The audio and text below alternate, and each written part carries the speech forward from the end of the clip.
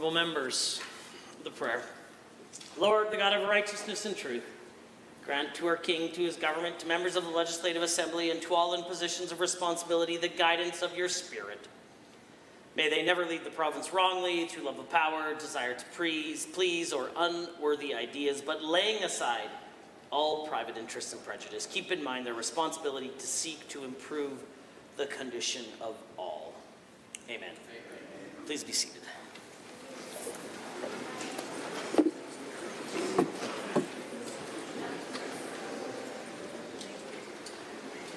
Introduction of visitors. Introduction of guests. Honourable members, it's my great pleasure to introduce to the Assembly a number of dignitaries that are joining us in the Speaker's Gallery today from Treaty 8. It's my honour to introduce Grand Chief of Treaty 8, Arthur Noski, Chief Rupert Marine, Chief Willard Hokazunuza, Councillors Fred Diza, Kendall Mauchi. They are joined by Mr. Robert Mills. I invite you to rise and receive the warm welcome of the Assembly.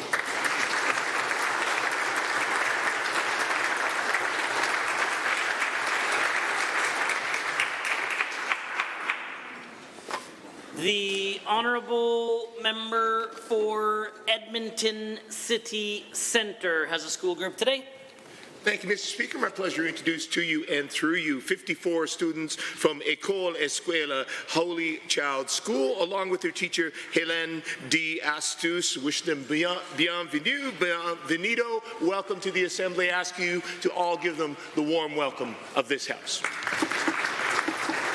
The Honourable Member for Edmonton Manning.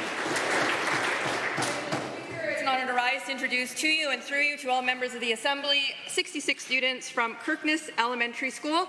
I'll ask them all to please rise and receive the warm welcome of the Assembly. The Honourable, the Official Opposition House Leader. Thank you, Mr. Speaker. It's an honor to rise and introduce to you and through you to all members 57 students from Mayo Cumin School, 2 grade 6 classes, here with teachers and family volunteers, some of whom, thank you, Mr. Speaker, had the opportunity to step into the chamber this morning. They had lots of great questions. Please rise and receive the warm welcome of the House.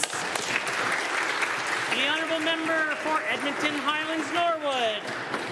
It is an absolute honor on behalf of the member from Edmonton Rutherford to introduce the students from Steinhauer School and Ms. Danielle Hancock. Please rise and receive the traditional warm greeting of the House. Welcome. The Honourable Member for Livingston McLeod.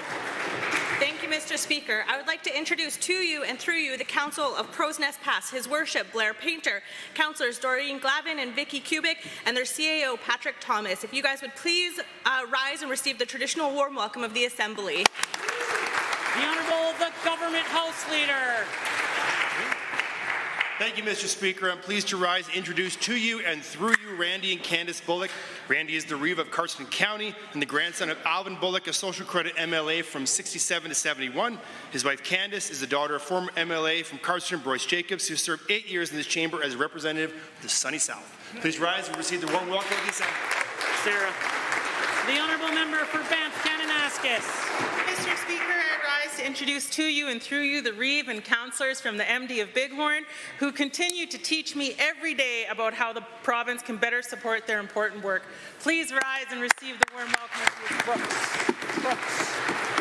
The Honourable Member for Edmonton West Henday. Thank you, Mr. Speaker. I rise today to introduce the guests in the Speaker's Gallery, Chief Hukanuza, Chief Rupert Muneen, Grand Chief Arthur Noski, and his councillors and technicians. I want the traditional warm welcome of this Assembly, so please rise again to receive the traditional welcome.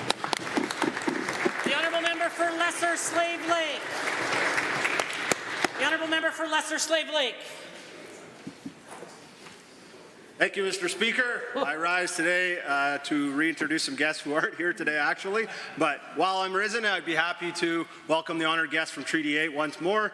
Thank you very much, Mr. Speaker. I apologize for the inconvenience.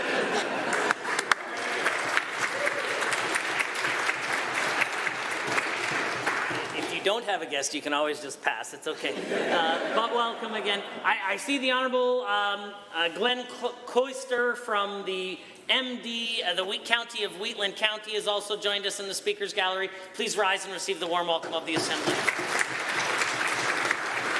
The Honourable the Minister of Indigenous Relations has an introduction. Thank you, Mr. Speaker. I'd like to introduce to you and through you Justin Burke, founder and president of Sakan Generational Developments. Sakan means bridge in Cree, of course, and through his important work, Justin is bridging the gap between industry and Indigenous communities across Alberta. Please rise and receive the warm welcome. Are there others? Are there others? Seeing none, the clerk. Ministerial statements. Member statements. The Honourable Member for Banff Kananaskis has a statement to make. Indigenous consultation is required when a development may result in adverse impacts to treaty rights. But what does this mean?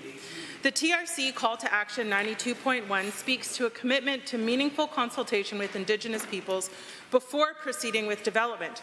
In Alberta, this process is guided by a provincial consultation policy. But are these policies effective? Not for the First Nations consultation staff, who have told me this is often treated as a box-ticking exercise. So what is meaningful Indigenous consultation? Meaningful consultation recognizes the diversity of each of Alberta's 48 First Nations with their own culture, stories, ceremony, and identity. We should not expect the Dene to be like the Blackfoot. Consultation should be slow. An elder's rich wisdom cannot be rushed, but rather needs to be savored. Most consultations will involve a ceremony or a prayer to start off in a good way so that all participants can open their hearts and minds to listening and learning. A site visit is critical. Walking the land together, looking at medicinal plants, animal signs, and the patterns of nature, or sitting in a teepee listening to stories that have been carried through generations increases understanding. The Indigenous relationship with the land is intergenerational. Meaningful consultation involves trying to define how that relationship to the land and to their ancestors may change with a development. To do real, meaningful consultation costs money, which is why it is critical that it is properly funded. But this government doesn't do that. For me, meaningful consultation was standing in a forest with a Tsuut'ina elder, her eyes sparkling as she asked me to change my plans because the Creator's presence is strong here and we should respect that. Or sitting in a teepee with elders from the Goodstoney, Bearspaw, and Chiniki nations as they recounted stories of bison and recommended steps for good herd management. The most important part of consultation is that we listen and act on what we've heard, and only then can we ask Indigenous people if they've been meaningfully consulted. The Honourable Member for Bonnyville, Cold Lake, St. Paul. Thank you, Mr. Speaker. As with many parts of Canada, Alberta's healthcare system has been facing various challenges and a tremendous strain. One of the highest priorities should be the focus on efficient management of the acute beds and find ways to optimize hospital and patient flow. Mr. Speaker, last week our government announced a $1.7 billion investment towards Albertans' continuing care sector, which aims to do just that. ALC patients are those who have completed their acute care phase of treatment, yet remain in acute care facilities while awaiting discharge. Although the majority of ALC patients are transferred to care settings outside of the hospital within 25 days, and almost half can be transferred within 7 days, there are many patients who are experiencing delays and staying in the hospital much longer than required. I am thrilled that our government is prioritizing this concern in the 2024 budget, and I'm happy that we are allocating $1.7 billion to this issue. If passed, this budget will also allow our government to transfer continuing care in Alberta with an investment of $1 billion over 3 years. This would be additional to the allocated $654 million in funding over 3 years for the continuing care capital program, which will improve access to continuing care spaces, reduce emergency department wait times, and deliver culturally appropriate care for Indigenous peoples. We are making great strides towards a more patient-focused healthcare system. That emphasizes the importance that we bring, and I will tell you that more continuing care options to our homes and our communities so that Albertans have a choice in aging. The honourable member for Calgary-Buffalo has a statement to make. The Alberta NDP will always fight for Alberta artists. Unfortunately, the same cannot be said for this government. The UCP thinks the arts are immune to rising costs and that they easily recovered from the pandemic. They are not, and they have not. The UCP government would rather dump millions into faulty pension plan ad campaigns or tens of millions annually into the failed war room than support Alberta artists. And now, as a result, North America's largest and longest-running festival of its kind, the Edmonton Fringe Festival, is in desperate need of assistance. I contacted Megan Dart, the executive director for the Fringe, and the picture she painted was grim. The Fringe will happen this year, but alarmingly, without sustained help, it could be two-thirds its normal size. 500,000 people visited the Fringe last year, and it brought in over $16 million to the local economy. All of the over $1.2 million in ticket sales went to the artists.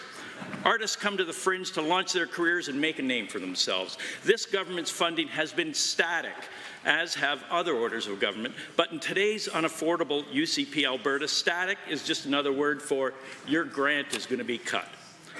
And it's not just the Fringe experiencing this difficulty. The Grand Theatre, the oldest performing arts theatre in Western Canada, has been open in Calgary's historic Lougheed block since 1912.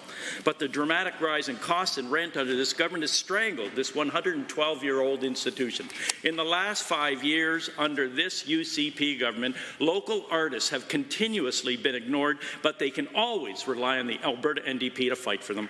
The arts are an essential part of our community and are a significant part of our economy. Let's not risk losing amazing arts festivals and performance theatres like the Fringe and the Grand, and properly fund the arts. Thank you. The honourable member for Tabor-Warner. Thank you, Mr. Speaker. Last week in estimates for Treasury Board and Finance, we heard from a representative at AIMCO about their management practices, and it reminded me of something that had happened in the past. When our government decided to move teachers' retirement to AIMCO to become the manager of the ATRF, the NDP, along with their union leaders of the Alberta Teachers Association, proceeded to send out communications after communications to their members, telling them that our government was putting their pensions at risk. For months, I had to field calls from friends who were teachers and constituents who were very, very angry and upset that we were putting their retirement supposedly at risk. In fact, my father, who was a retired teacher, had stern words for me based on the inflammatory language and false information he had received from the NDP media releases and the ATA leadership. I continued to tell them how this would benefit all parties by transitioning the Alberta Teachers Pension Fund to have it managed by AIMCO. It would provide the teachers massive economies to scale, ergo lowering Alberta teachers' contribution rates. Mr. Speaker, 50% of the contribution for teachers' retirement comes from the Alberta taxpayer. At the time, I was a member of the Treasury Board, and I knew that this would be a win-win situation. A win for those teachers contributing 50% of the equation, and a win for the taxpayer of Alberta, who are also contributing the other 50% of the equation. But make no mistake, Mr. Speaker, NDP fear-mongering caused major concerns amongst our current and retired teachers. Yet today, I am happy to report that the Alberta Teachers Retirement Fund contribution rates have already decreased from 12.68% to 11.34%, and as of September of this year, will decrease a second time to an astonishing rate of 9.29%, a reduction of 30.86% in rate contributions. Mr. Speaker, they say that hindsight is 20/20 vision. We were able to take this into the right place. The honourable member for Edmonton Northwest. Albertans are facing the biggest affordability crisis in the century, and this UCP government is simply making things worse. Budget 2024 does not keep up with population growth and inflation, meaning every Albertan is worse off. People are choosing between paying their bills, buying groceries. This is utterly unacceptable and a shameful situation. A constituent shared this with me. My neighbors are an older couple. The husband works construction. His wife is disabled and requires home support. I learned recently that their electricity has been limited due to a $600 accumulated increase on their bill. They can't use their clothes dryer or cook on their electric stove. They don't have the extra $600 to make up the difference. Mr. Speaker, this sad story is being repeated all across this province, with record increases in utility bills, rents, food, and fuel. Another constituent wrote to me, "I'm a single mother with 2 children, one who deals with autism spectrum disorder. I have not been able to pay for my rent for January or February. We don't want to move. My daughter's school is close by and has helped her a lot with her special needs. Alberta Works has helped us in the past, but they said there's only so much that we can do." Mr. Speaker, every Albertan deserves an affordable place to live. This is the only province in Canada where inflation rates are going up dramatically while wage growth falls behind the rest of the country. These are not just statistics, they represent real-life people who are suffering right now in all corners of this province. This UCP government has the ways and the means to solve the affordability crisis and support Albertans, but instead they choose to do nothing, while they work to get better gifts for themselves, higher salaries for their friends. Albertans deserve better, Mr. Speaker. The honourable member for Calgary, Acadia, has a statement to make. Mr. Speaker, Albertans deserve public health care when and where they need it. But far too often this government treats healthcare patients as though they're a burden. And that tone starts at the top. Let's not forget the Premier has said that stage 3 cancer patients should be responsible for preventing their own cancer. And for those seeking cancer treatment, they're somehow misusing our public healthcare system that is supposed to be there for all of us. Let's not forget the Premier also has very strong feelings about people who are in hospital. In the 2022 UCP leadership race, she mused that patients could be discharged from hospital into hotels, calling them, I quote, more comfortable place for them to go. We've seen how putting that policy into action turns out. Mr. Speaker, patients shouldn't be driven down the highway in a cab to a motel in a different city. And I can't believe I have to say this, but stroke patients who use wheelchairs should not be abandoned in motel rooms without proper care, nutritious meals, and help with hygiene. No one wants that for their loved one, but that's exactly what we're getting with the UCP. Mr. Speaker, you'd think they'd be proud of this because they've taken over AHS and replaced with a hand-picked manager. So that manager makes all the decisions after the chaotic firing of the whole AHS board. But yesterday, the health minister refused to apologize for hotel medicine and refused to take any responsibility for it. She put the blame entirely on the agency that placed the patient in the motel in Leduc. Which begs the question, Mr. Speaker, if AHS is run by the government's hand-picked appointee and the minister won't take responsibility for their motel medicine, doesn't the policy land squarely at the feet of the Premier, the one who called for motel medicine in the first place? Albertans deserve so much better than this government's haphazard, harmful approach to health care.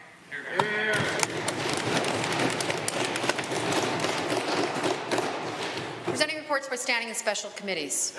Presenting petitions.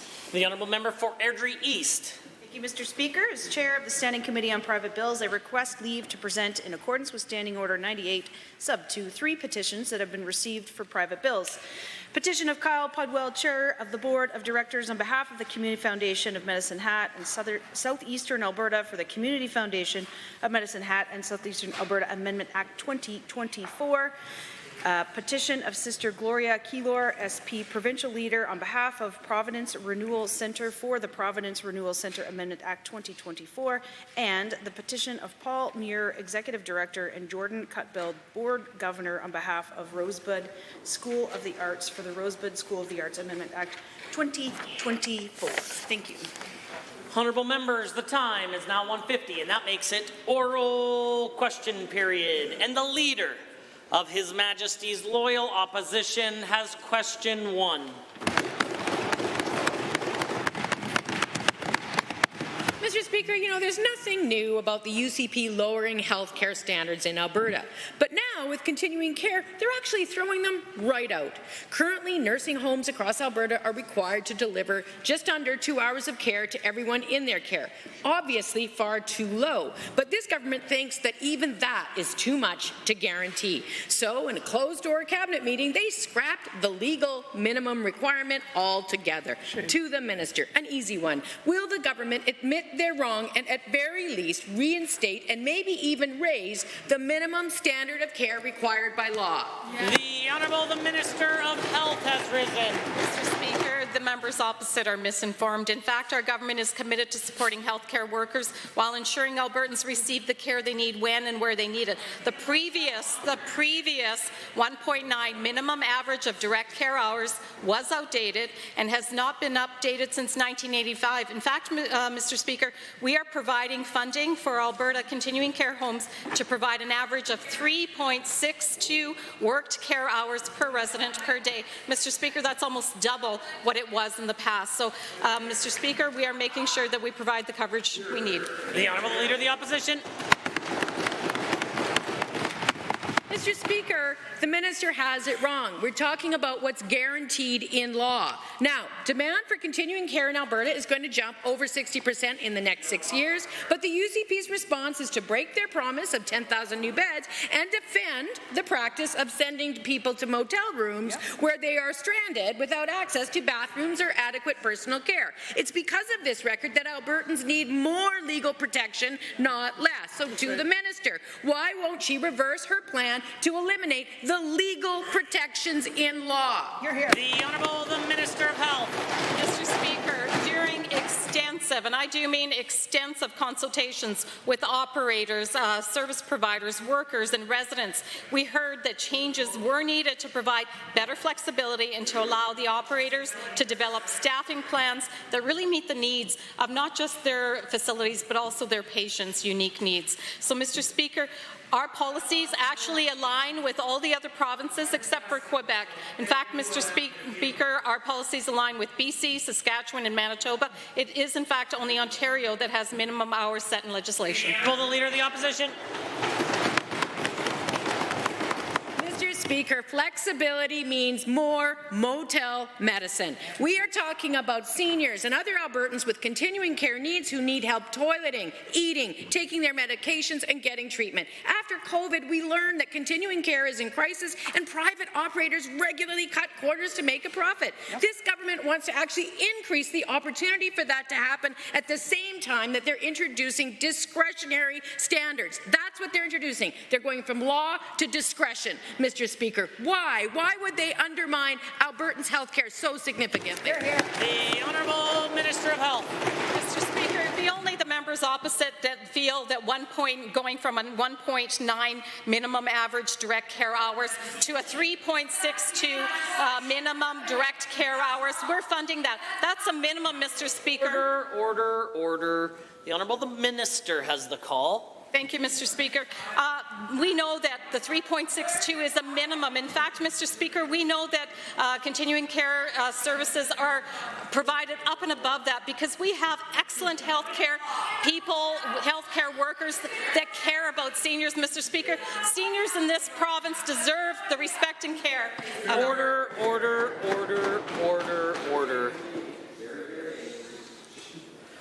The Honourable Member for Edmonton Riverview is next. Yesterday, we raised the serious issue of an individual recovering from a stroke who, instead of getting a long-term care space, was placed in a motel room, which wasn't large enough to accommodate his wheelchair. Instead of the apology this Albertan deserved, the minister claimed that the proper procedures had all been followed. Can the minister explain that since motel medicine is clearly the new proper procedure, how many other patients are waiting at motels for a long-term care placement? The Honourable Minister of Health has risen. Mr. Speaker, any time that we have a patient who feels they're not getting the level of service that they require is of great concern to all of us. We want to make sure that every Albertan gets the care that they need, Mr. Speaker. That's why we have added a $1.7 billion, and we made that announcement last week. Mr. Speaker, we need better cross-ministry coordination and services, and that's why I'm working with the Minister of Community and Social Services, the Minister of Mental Health and Addictions as well, because we have complex patients with complex needs. The Honourable Member for Edmonton Riverview. Let me clarify one important point for the government, Mr. Speaker. The Leduc Travel Lodge is not a healthcare facility. It's not a long-term care facility. The Travelodge did, however, state that an organization had rented 8 to 10 rooms for several days for guests, some of whom are in wheelchairs.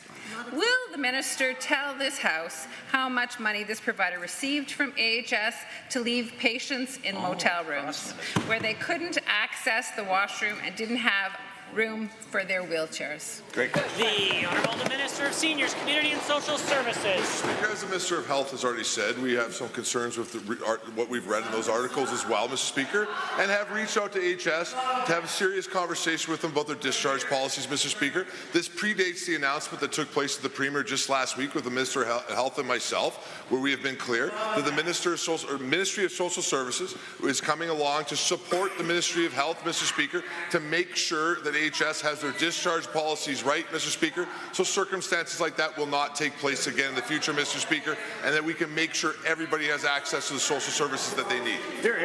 Order. The Honourable Member for Edmonton Riverview. Yesterday, the minister defended the procedure that resulted in an Albertan who was paralyzed after a stroke being left in a travel lodge in Leduc, saying that, and I quote, AHS followed their proper procedure, end quote. The Premier made it clear that leaving long-term care patients in hotel rooms was her preferred solution, but Albertans are rightly appalled at the treatment of this individual received and want answers. Can the minister tell this House right now exactly how many hotels and motels have been booked by the government to address the Premier's increased reliance on motel medicine? The Honourable Minister of Seniors, Community and Social Services. Mr. Speaker, just last week, the Premier, myself... Order. I had no problem hearing the question. I'm already having a challenge hearing the answer. The Honourable the Minister of Seniors. Just last week, the Premier, myself, and the Minister of Health announced that our departments will be working together to be able to make sure that all discharge was being handled well and that people were being kept care of as they left the hospital, Mr. Speaker. Unfortunately, we see some challenges with how AHS has been developed, primarily underneath the former government, which is why the Minister of Health is going forward with the refocusing to make sure we can focus on things like continuing care, Mr. Speaker, and keep all Albertans safe. Order. The Honourable Member for Sherwood Park.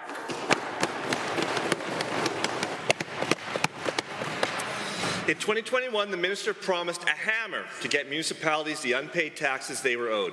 But less than a year later, he admitted that his plan had failed, and he promised to, quote, try something else.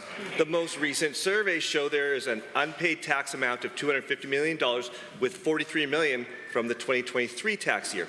So can the Minister of Municipal Affairs please enlighten this House on the something else he's going to use to get this tax bill paid? The Honourable the Minister of Municipal Affairs. Well, Mr. Speaker, it did help when we passed Bill 7, as the Honourable Member failed to recognize a couple years ago. It did give municipalities a hammer that they didn't have before that in order that they could sue oil and gas companies.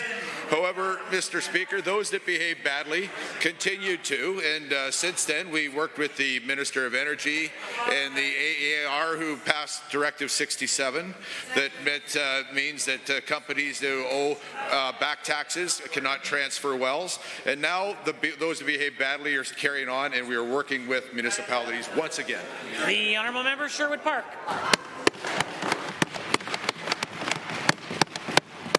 Minister, the UCP have been in government for nearly 5 years, and in that time the unpaid tax bill has grown by 231.5%. The only thing growing faster is municipalities' lack of faith in this government, because the only thing the UCP has done is make vague promises while the amount grows year after year. Can the minister release his timeline to get this property tax bill paid this year, next year, 10 years from now? Because the rural communities, they're starting to feel like it's never.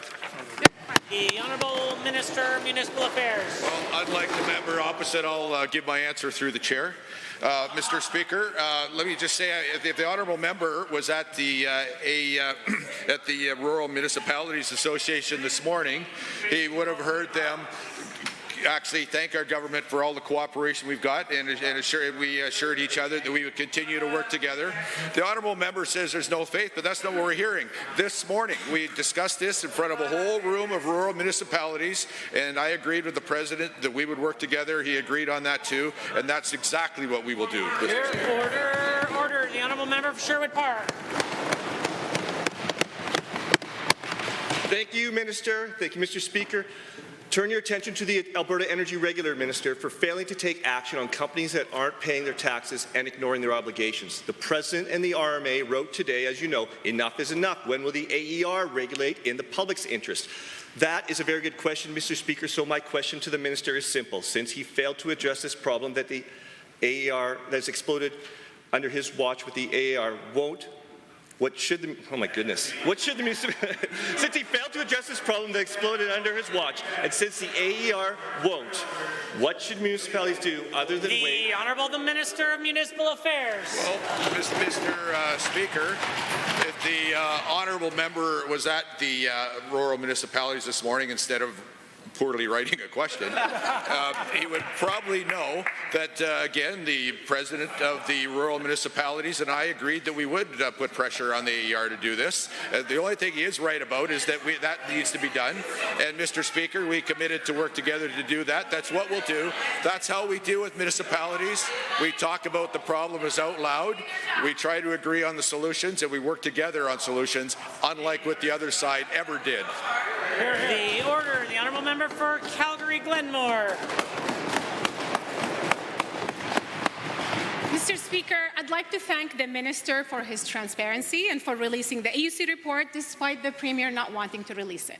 The report says from 2019 to 2021, the largest driver of agricultural land loss was expansion of other industrial sites, not renewable. Other drivers include urban residential development, mines, wells, and roads. Will the UCP now apply its agricultural first rule on pipelines and urban sprawl? Why did the UCP go against the AUC's advice and single out renewables? The Honourable, the point of order is noted at 2:02. The Honourable, the Minister of Affordability and Utilities. Thank you, Mr. Speaker, and thank you, the member, for the question. We are proceeding with an agricultural first approach for energy development to make sure that we have coexistence between any development on agricultural land so that we don't by any means sterilize land that can be used for agriculture or livestock purposes for generations in the future. We want to continue to work with the industry. We want to continue to see responsible development, and we want to continue to see affordable prices brought to all consumers of electricity right across Alberta. The Honourable Member for Calgary-Glenmore. In the 77-page AUC report, there is no mention of the 35-kilometre rule from pristine viewscapes, whatever that means. In fact, the only mention of 35 is net zero grid by 2035 and Section 35 for rights and traditional practices in the Constitution Act. So how did your government come up with these arbitrary 35-kilometre rule? Does this now apply to vertical infrastructures like cell towers, high-rise buildings? Does it apply to pump jacks and drilling rigs in the oil and gas sector? The Honourable the Minister of Affordability and Utilities. Thank you, Mr. Speaker. All around the world, jurisdictions are facing challenges that have to do with viewscapes and pristine viewscapes. Every jurisdiction will define that for themselves. Australia and their beachfronts, the UK and their ocean fronts, California and their deserts have all chosen different meanings of pristine viewscapes. For Alberta, what that means is our foothills and our majestic Rocky Mountains. From there, around the globe, somewhere between 20 kilometres and 35 kilometres has been the accepted distance globally, and that's why we've applied it to our pristine viewscapes right here in Alberta. The Honourable Member for Calgary-Glenmore. The Globe and Mail called the Premier's attack on renewables as an attack on free enterprise. Two big power generators in Alberta immediately lost stock value following the UCP's announcements last week.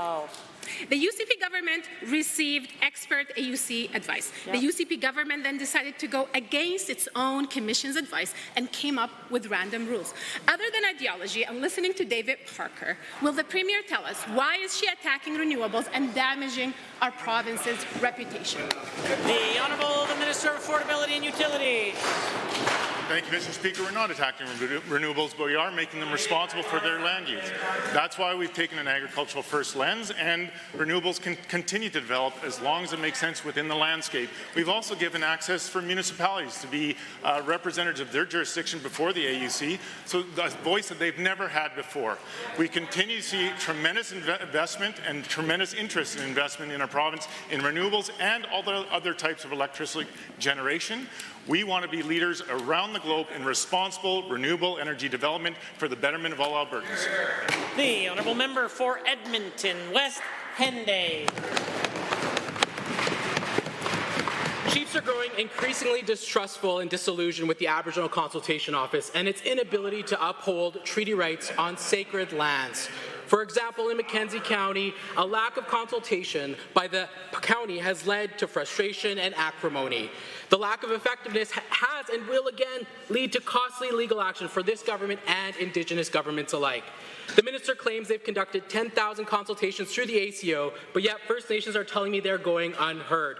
Will the Minister of Indigenous Relations rise today to explain why he's failing the duty to consult? The Honourable Minister of Indigenous Relations. Well, thank you, Mr. Speaker. And we do have a very vigorous consultation process in Alberta. There is a legal duty to consult on projects, and we take that very seriously, Mr. Speaker. 10 to 15,000 consultations done in Alberta every year, Mr. Speaker. That's what keeps this province moving, Mr. Speaker. And Alberta's management and development of provincial crown lands and natural resources is subject to its legal and constitutional duty to consult First Nations and, where appropriate, accommodate their interests when Crown decisions may be adversely affect their continued exercise of constitutionally protected treaty rights. Hear, hear. Member for Edmonton West Henday.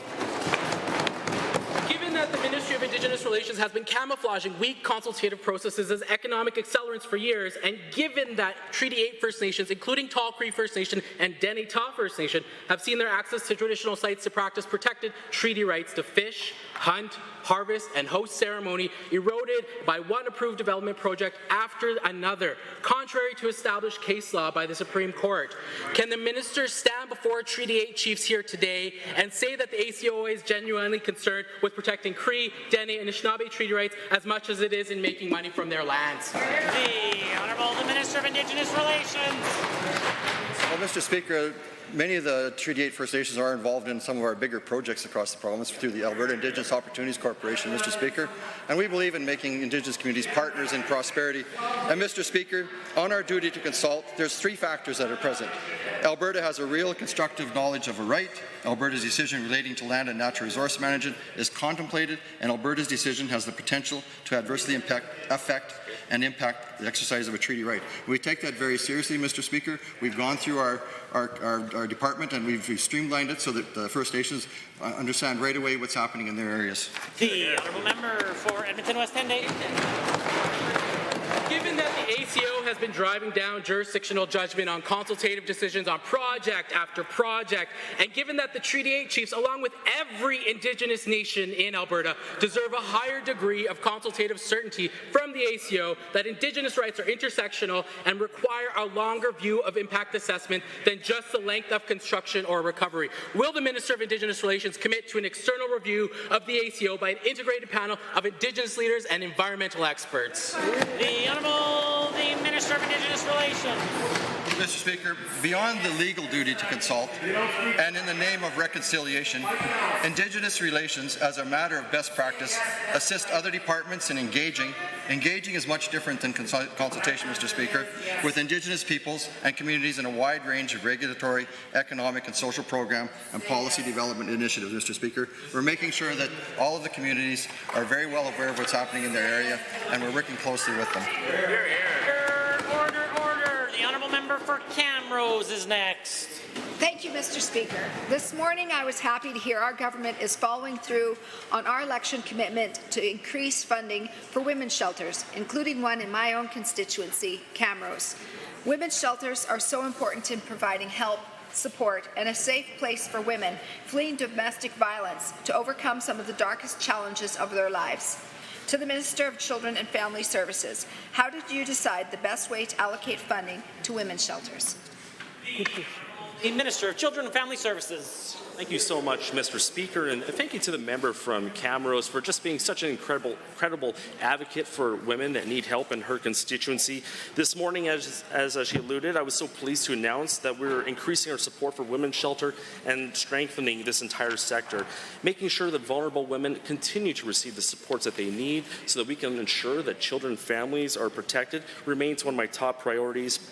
And that's why we're focusing our funding efforts on shelters and programs with a demonstrated need right around the entire province, which includes the women's shelter in Camrose. The Honourable Member for Camrose. Thank you, Mr. Speaker, and to the Minister for that answer. Given that women's shelters have long expressed concern about the number of unfunded beds across the province, and given that a lack of available beds may result in turning to shelters outside their own community for help, can the same minister explain how our investment in women's shelters is helping survivors better access the supports that they need when they need them? The Honourable Minister of Family, Community and Social Services. Yes, thank you so much. Thank you again to the member for that great question. You know, I'm pleased to say that with the announcement this morning, we're funding 104 more beds and shelters right across the entire province. And this includes 81 previously unfunded beds at 12 separate shelters. And this also includes 24 new beds at 3 shelters, which includes doubling the number of beds in Whitecourt from 11 to 22 and adding at both the Banff YWCA and Eileen's Place. Mr. Speaker, these additional spaces means that we are continuing our investments to make sure that women and families are protected. And thanks again to the member from Camrose. The Honourable Member for Camrose. Thank you, Mr. Speaker, and again, thank you to the Minister for that answer. Given that the new fiscal year is just around the corner, and given many shelters are eagerly awaiting the dollars from this morning's announcement so that they can better serve survivors, can the Minister explain how the additional $10 million is being rolled out to shelters across Alberta and better serve vulnerable Albertans? The Minister.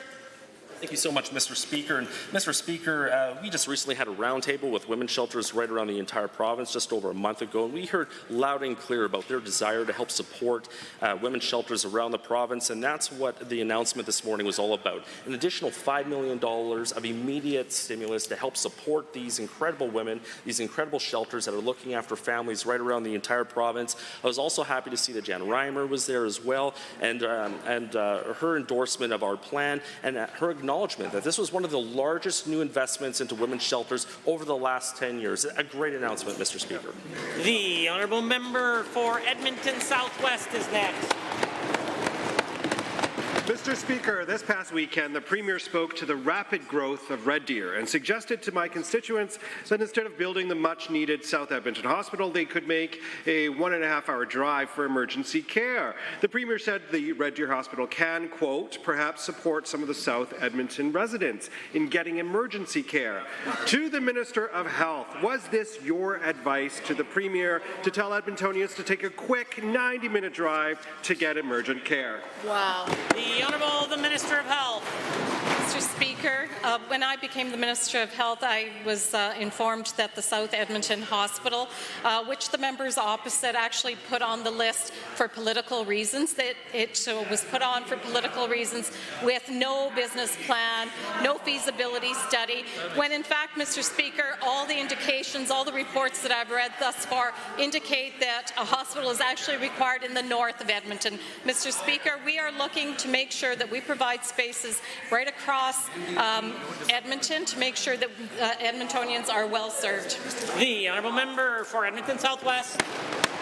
Mr. Speaker, given that the last hospital built in Edmonton was the Grey Nuns Hospital, which was built in 1988, 36 years ago, and given that the population of Edmonton has increased by 10.7% in less than 5 years, seeing overcrowded hallway beds in hospitals, and given that Edmonton is short over 500 beds today and will be short over 1,500 beds by 2027, will the minister explain why they cancelled the South Edmonton Hospital despite significant population growth and bed shortages in Edmonton? The Honourable Minister of Health. So, Mr. Speaker, We are, in fact, making sure that we provide spaces within Edmonton. We have got allocations for the Stollery Children's Hospital, as well as the redevelopment of the Royal Alexandra Hospital, the Westview Health Centre, and Strathcona Community Centre. We've also set aside $88 million in funding for integrated health and social infrastructure planning throughout Alberta infrastructure. So in the Minister of Infrastructure's budget, there are these funds to make sure that we're planning spaces where they're required. We're looking at building a smaller, purpose-built facility for surgical centres, outline continuing care. The Honourable Member for Edmonton Southwest.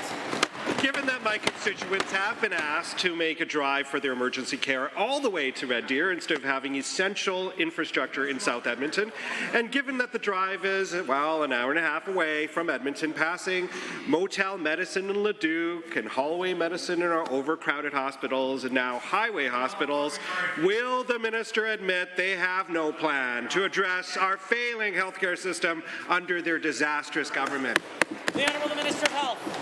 Thank you, Mr. Speaker. I'm sure the members opposite would agree that a $4.9 billion hospital to add 400 spaces when we can look at other options that would work in a more timely fashion to address the needs of Edmontonian is perhaps not the most logical thing to do. So, Mr. Speaker, we are in fact going to put a very comprehensive capital infrastructure plan for this province forward in the coming months, and I look forward to sharing that because, Mr. Speaker, right now we need to do that strategic planning, which the members opposite didn't do when they were in office. The Honourable Member for Edmonton Manning, the Official Opposition Deputy House Leader.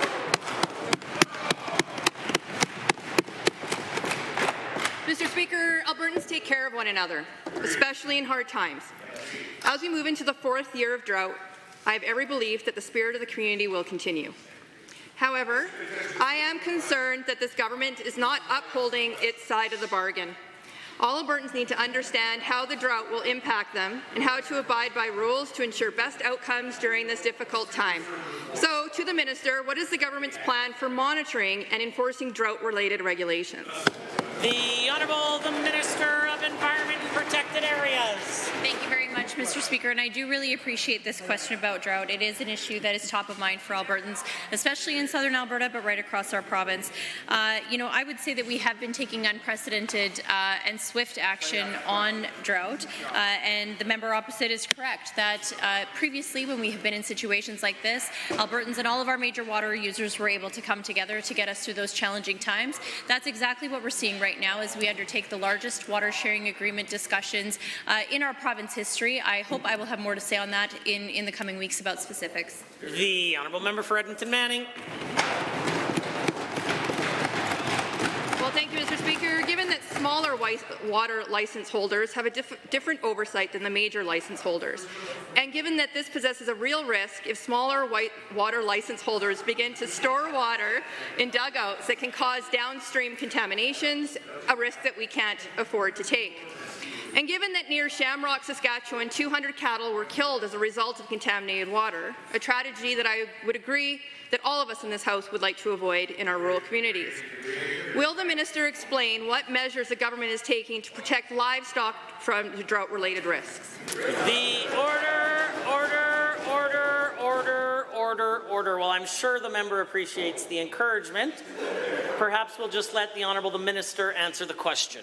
Thank you very much, Mr. Speaker. Of course, we are working very closely with my colleague, the Minister of Ag and Irrigation, as well as agricultural producers as we make decisions moving forward. We do need flexibility when it comes to our regulations to weather through a situation like this, Mr. Speaker. But of course, we have said repeatedly that human and animal safety and well-being is, of course, our top priority. That's why we have high-quality standards in place, and that's one of the considerations that we need to take into account before we make any changes to our legislation, regulations, or policies around water. The Honourable Member for Edmonton Manning. Thank you, Mr. Speaker. Given that every corner of this province will be impacted by drought, including Indigenous communities in remote areas, And given that mitigation risks and limiting the negative impacts of this drought should be a priority for the government, and given that Indigenous communities deserve to feel supported as well as all water is going to be impacted by the drought, what specific plans are in place to support Indigenous communities as they navigate drought this summer, and when will these plans be implemented?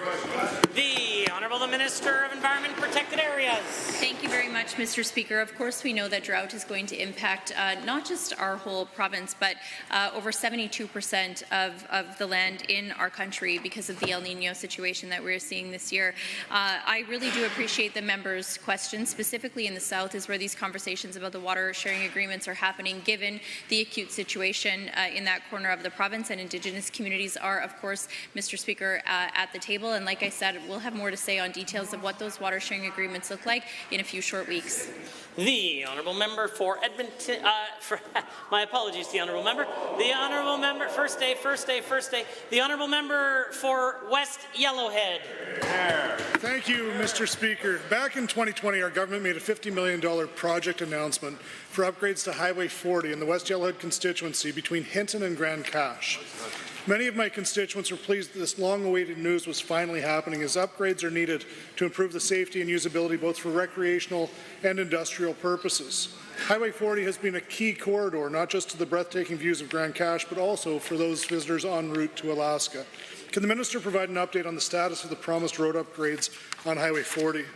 The Honourable Minister of Transportation Economic Corridors. Thank you very much, Mr. Speaker, and thank you to the member for that very important question. Actually, Highway 40 is in the construction program this year.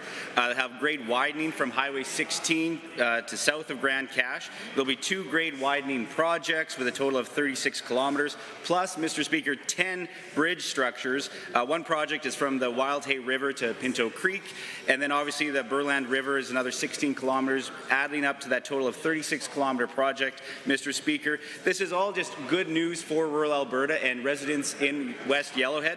Obviously, Mr. Speaker, we want to be investing in rural Alberta, and this will continue to do that. The Honourable Member for West Yellowhead. Thank you, Mr. Speaker, and thank you to the Minister.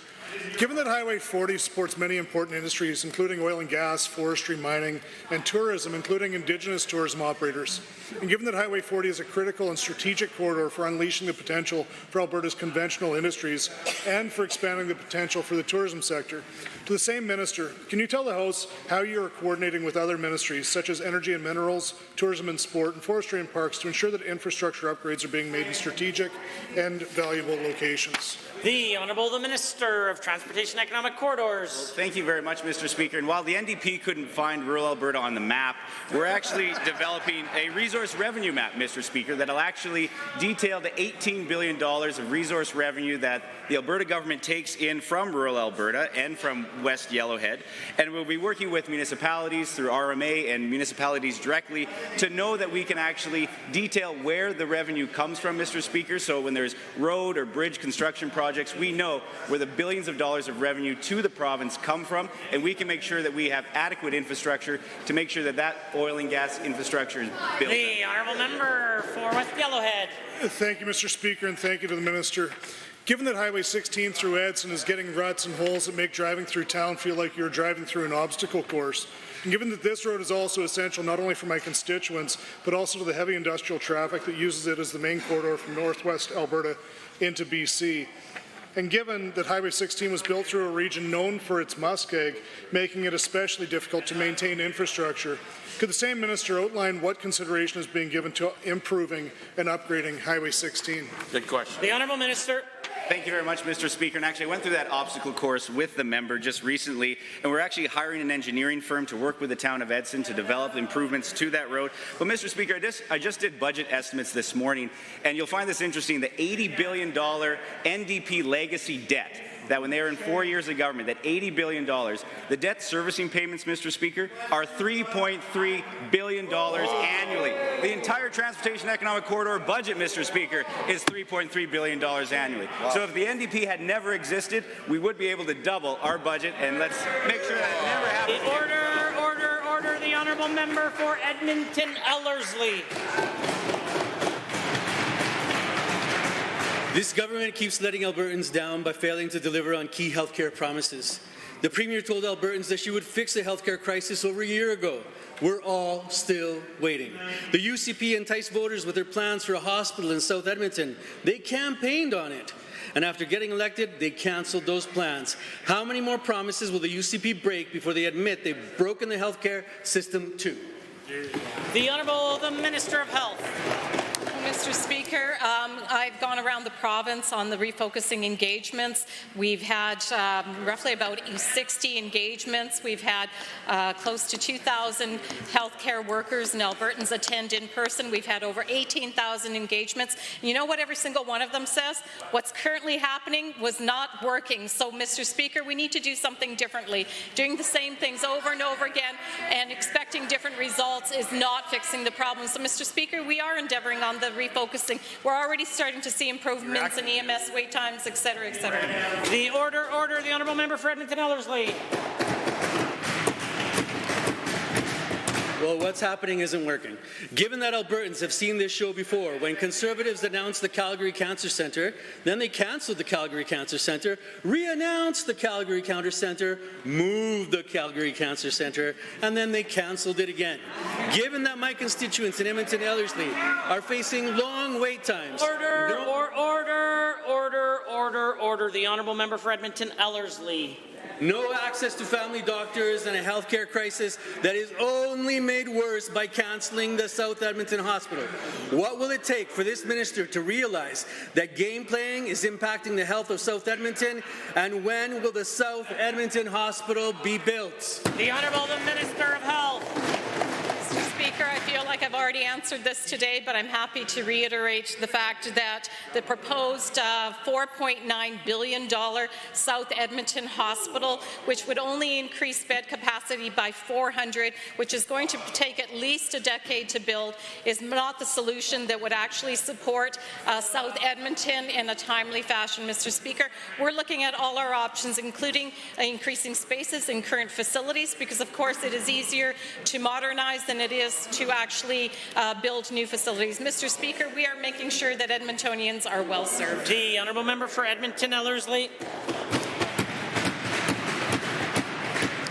Given that this government's privatization experiments have been a complete failure, with reports last week stating that Dynalife debacle did cost taxpayers another $97 million, and given that a former Dean of Medicine at the University of Calgary has called this situation a nightmare, will the minister admit that this government's push for privatization has done nothing but cost Albertans valuable dollars? How many nurses could have been paid with that $97 million?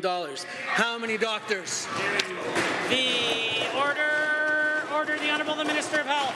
Mr. Speaker, the Dynalife was actually functioning quite well in Edmonton and North for over 2 decades, is my understanding, Mr. Speaker. When I became the Minister of Health in June of last... Order. The Minister of Health. I became the minister, Mr. Speaker. It was apparent that whatever was Dynalife was not able to live up to its contractual obligations. In conjunction with Alberta Precision Labs, Alberta Health Services, we negotiated a contract to take over Dynalife. Mr. Speaker, in fact, during that contract, we negotiated a revenue stream. So we actually have a revenue stream of $11 million to support lab services in Alberta. The Honourable Member for Red Deer South. Thank you, Mr. Speaker. Last Thursday was a good day for Red Deer. We had a public meeting on the Red Deer Hospital expansion. It was packed. It was happy, Mr. Speaker. But, Mr. Speaker, we see NDP frowny faces who had been fear-mongering on the hospital. They did not treat our hospital fairly, Mr. Speaker. They were no good for Red Deer. To the minister, share the great news on our hospital expansion. The Honourable the Minister of Health. I am so happy to share the great news, Mr. Speaker, because in fact fact, Mr. Speaker, we are providing the service that the members opposite cancelled when they were in service. We are adding, Mr. Speaker, $810 million over 3 years for the hospital expansion program. Mr. Speaker, we're undertaking the largest hospital expansion in Alberta's history at the Red Deer Regional Hospital, $1.8 billion expansion, Mr. Speaker. Unlike the NDP, who had actually taken it off the capital infrastructure list, I'm proud to be the Minister of Health and the MLA for Red Deer North who gets it done. Order. The Honourable the Member for Red Deer Speaker, South. we're living the dream. Given we hear of contract Questions nurses. after question 4 will be done without a preamble. The Honourable Member. Given we hear of contract nurses getting paid much more than local nurses, reducing morale at the hospital. Given we also hear of overtime for part-time nurses, while full-time nurses do not get overtime, reducing morale. Given fairness in pay is good for morale, Mr. Speaker, to the Minister, what will be done to address unfairness in pay to improve nurse morale at the hospital? The Honourable the Minister of Health. Mr. Speaker, and to the member for the question.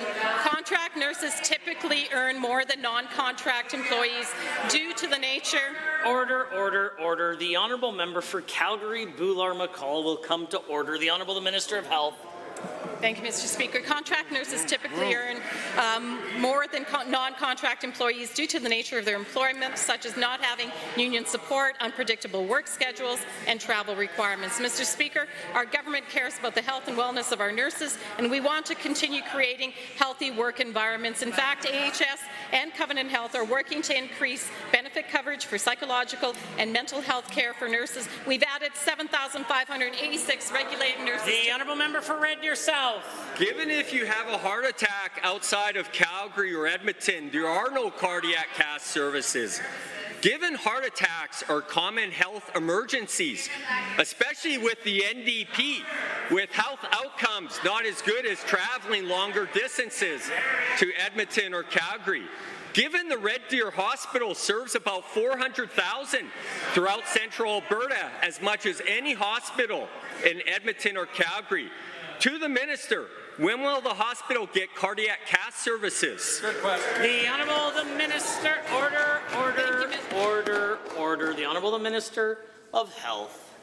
Thank you, Mr. Speaker. The Red Deer Regional Hospital Redevelopment historic project in Alberta with a $1.8 billion investment. I am happy to say that in that investment, we will have 2 cath labs that will be included in this Red Deer project, scheduled to open in 2030. But we are exploring all opportunities to accelerate that timeline and get those cath labs up and running quicker for Albertans, because the member who asked the question, in fact, has stated accurately that we suffer severe loss within Red Deer. The order. The Honourable Member for Calgary, Edgemont. Thank you, Mr. Speaker. BC, Nova Scotia, Yukon, Prince Edward Island, Ontario, and now Saskatchewan have all lowered or committed to lowering mammogram screening to age 40. I imagine most of us in the legislature have loved someone diagnosed with breast cancer. We all know mammograms and early detection save lives. So, will the Minister work with us to ensure that the self-referral age is lowered in Alberta so women between the ages of 40 to 44 can access mammograms when they need them? The Honourable the Minister of Health. Thank you, Mr. Speaker, and thank you for that question, because in fact, I have come to understand that we have been underserved in terms of women's health in the province. That's why I've committed not just $10 million to the, I've lost the name of it, just one of the health foundations here in Edmonton, but we've also committed to another $10 million for women's health down in Calgary as well, because we need to expand services across this province. So yes, I'm actually going to look at that as a real possibility. The Honourable Member for Calgary, Edgemont. I would have liked to heard yes, but given that 89% of Canadians support lowering the mammogram screening age to 40, and given that this move would ensure better health outcomes, as 17% of breast cancers are diagnosed in women in their 40s are more likely to be aggressive. And given that this move is critical, as it is about health and racial equity, as racialized people are more likely to be diagnosed younger with more aggressive types of cancers. Alberta women deserve to have control over their breast health. So will the minister explain the timeline when this change will be made? The Honourable the Minister of Health. Mr. Speaker, I'm always committed to looking at women's health improvements right across the province, and there's many opportunities. As I've said, we're working with both the Calgary and the Edmonton Health Foundations to ensure that we can get the data and the support that will underpin these different services that we're going to provide. Mr. Speaker, as a woman myself, I know the importance of having ongoing screening and making sure that women have access to these much-needed supports. Mr. Speaker, it is very, very important. I'm happy to look into this further. The Honourable Member for Calgary-Edgemont, with the absence of a preamble. Given that I'm not standing here today to politicize cancer screening, but I'm here to ensure Albertans have the same access to mammograms as all Canadians, and given that other provinces are either in the process or have already made these changes, and given that mammograms truly are essential for breast cancer diagnosis, but Albertans have to wait until they're 45 for self-referral, can the minister promise Albertans that they will not be left behind and will always have access to the most current recommended cancer screening practices? The Minister of Health. Thank you, Mr. Speaker, and again, to the member opposite for this very thoughtful question, because in fact, women do need to have ongoing screening. Mr. Speaker, we will always look at what are the best practices. We will determine how we can meet those best practices, Mr. Speaker. Yes, of course, we want this to happen across Alberta, so we will absolutely look at what is best practices, and then we will make sure that we're funding it appropriately. Mr. Speaker, we are committed to ensuring women's health is improved across this province. We are leaders in the country and will continue to be so. Order. The Honourable Member for Edmonton-McClung.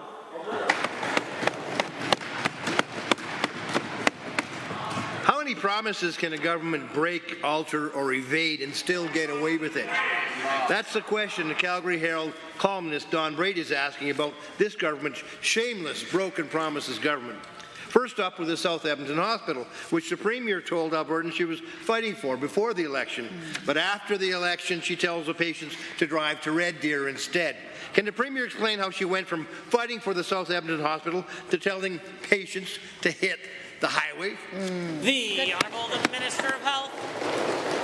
I feel like I've answered this once, maybe even twice today, but I'm happy to answer it a third time. Mr. Speaker, the South Edmonton Hospital that the members opposite put on for purely political reasons at the time that they put it on, knowing that where a hospital is actually required in Edmonton. The Honourable the Minister of Health. Mr. Speaker, the members opposite knew that it was a hospital was actually required in the north. There's a lot of background information. There's a lot of strategic advice that was given at that time. So, Mr. Speaker, we will, in fact, make sure that Edmontonians are served. Honourable Member for Edmonton-McClung. Well, given, Mr. Speaker, that the Premier may feel she's got nothing left to lose in Edmonton, and given that the Premier on day one of the campaign promised a permanent billion-dollar tax cut that would start in January, but given that the promise lasted about as long as her promise that there would be no floor clothers from the Wild Rose, and given that under this budget costs are going up, but only the supports the UCP is interested in providing are those ensuring that Premier gets more expensive gifts and her friends can get higher salaries. Will the Premier please clarify, for the sake of Albertans, that every promise she made to get their vote is null and void? The Honourable the Minister of Finance, President of Treasury Board. Thank you, Mr. Speaker. As the Premier said, we're still very committed to the personal income tax cut. As laid out in Budget 2024, we will legislate in 2025. We'll go to a 9% $60,000 threshold in 26 and an 8% in 27. The value of this tax cut is $1.4 billion. I'd remind Albertans and the opposition that by re-indexing the basic personal exemption, that's saved Albertans $980 million over the course of the past year. We will follow through on our commitments and keep our The Honourable Member for Edmonton-McClung. Now, given that the Premier promised there would be no Alberta pension plan, no Alberta police force, or municipal political parties during the election, but given that this budget makes it clear that those promises were never intended to be kept, and given Albertans are getting a look at the real Premier in this budget, one who hikes their costs, doesn't build schools or hospitals they need, and puts UCP insiders ahead of Albertans who are struggling to get ahead, how can anyone be expected to trust the Premier whose promises don't last a year? What promises will she break next? That's right. Government House Leader. Well, thank you, Mr. Speaker. I think the ministers prior to me answering this question have done a very good job outlining how we are keeping our promises. Hear, hear. But on this side of the House, we will not be taking any lessons from the NDP on how to run the province. Since taking government, we've had many successes, including opening up 10,000 new recovery spaces for addicts. That's a win, Mr. Speaker. We've also removed the user fees. That's a win, Mr. Speaker. We put $20 million to move to support contract policing. That's a win, Mr. Speaker. I'll tell you what, so many wins, some people might call that a streak. The Honourable Member for Grand Prairie. Mr. Speaker, in my constituency of Grand Prairie, business is booming and many Albertans are taking notice. However, growing interest in my constituency means we require additional housing to welcome newcomers. Just recently, the City of Grand Prairie was denied its bid for the Federal Housing Accelerator Fund, which brings challenges to our rapidly growing city. Could the Minister of Seniors and Social Services shed some light on why the federal government may have denied this funding to our growing Alberta municipality, and how the federal government is failing my constituents in Grand Prairie? The Honourable Minister of Seniors, Community and Social Services. Well, thank you, Mr. Speaker. Unfortunately, the coalition led by that side of the House, the NDP, with Justin Trudeau in Ottawa, Mr. Speaker, continue to make sure that they only invest in places where they think they can get votes, Mr. Speaker. Sadly or shockingly, the Liberals think they can still get votes in the city of Edmonton. I suspect they're wrong. We see some investments coming from the federal government in housing in that area, but nowhere else in the province. They continue to invest billions of your dollars in areas where there are targeted votes, Mr. Speaker, and we will continue to call upon them for fair per capita funding and confederation. The Honourable Member for Grand Prairie. Given that Justin Trudeau and the Liberal NDP minions are reluctant to support Grand Prairie due to its importance to Alberta energy sector now and in the future, and given that Grand Prairie plans to continue its promised expansion with or without the help of Justin Trudeau and his Liberal government, could the same minister please expand upon the measures in the 2024 budget to support housing initiatives in the Grand Prairie region and surrounding communities? The order. The Honourable the Minister of Seniors, Community, Order and Social Services. Mr. Speaker, the honourable member is right. The NDP, the entire time they're in government, and in opposition, have shown their disdain to rural Alberta and have done nothing to be able to invest inside communities like the honourable members. I love going to Grand Prairie and seeing the great work that is taking place there, Mr. Speaker. Earlier last week, I announced $840 million going into affordable housing because he's right. We're going to continue to invest with or without the federal government to make sure our province continue to move forward, Mr. Speaker. Unfortunately, the NDP are going to continue to shore up Justin Trudeau and keep punishing the great people of Alberta. The order, the Honourable Member. Mr. Speaker, given that the NDP's urban-focused policies completely left growing and rural municipalities in the dust, and further given that this government intends to bring all Albertans to the table from every corner of this province, could the same minister please outline the plan to support the growing communities of Northern Alberta, like my constituency of Grand Prairie, and level the playing field so every Albertan community across our great province has equal opportunities for growth? The order, the Honourable the Minister of Seniors and Community Services. Doug Schweitzer. The Honourable Doug Schweitzer used to say in this House, we're happy to get a bus and be able to bring the NDP up to Northern Alberta and show them where it is, or to show them where rural Alberta is at any time. I know that they're confused. The Honourable Member is right that the NDP will continue to attack rural Alberta, unfortunately, because that's what they continue to do. But this government is going to continue to invest in the North underneath the leadership of the Honourable Member. Again, you will see significant investments coming from every department, Mr. Speaker, including from my department when it comes to things like housing or working on some of the serious social services issues in their community. Honourable members, that concludes the time allotted for oral question period. In light, in light of the immediate delivery of the estimates meetings that are quickly to follow. There will be no 30-second break. If you need to leave to get to those places, do so expediently and quietly. We will proceed with the remainder of the daily routine. Presenting reports by standing and special committees. Notices of motions. Introduction of bills. Tabling returns and reports. Order, order, order. The honourable member for Lac St. Anne Parkland has a tabling. Yes, thank you, Mr. Speaker. In accordance with Section 20 of the Auditor General Act, it is my pleasure as Chair of the Standing Committee of Legislative Offices to table the report of the Auditor General March 2024. A copy of the full report will also be provided to members. Are there other tablings? This may be slightly tricky. The honourable member for Cypress Medicine Hat. Mr. Speaker, I rise today to table a Vancouver Sun article on the federal government eyes RCMP's future as a national police force and may drop contract policing in small communities. Are there others?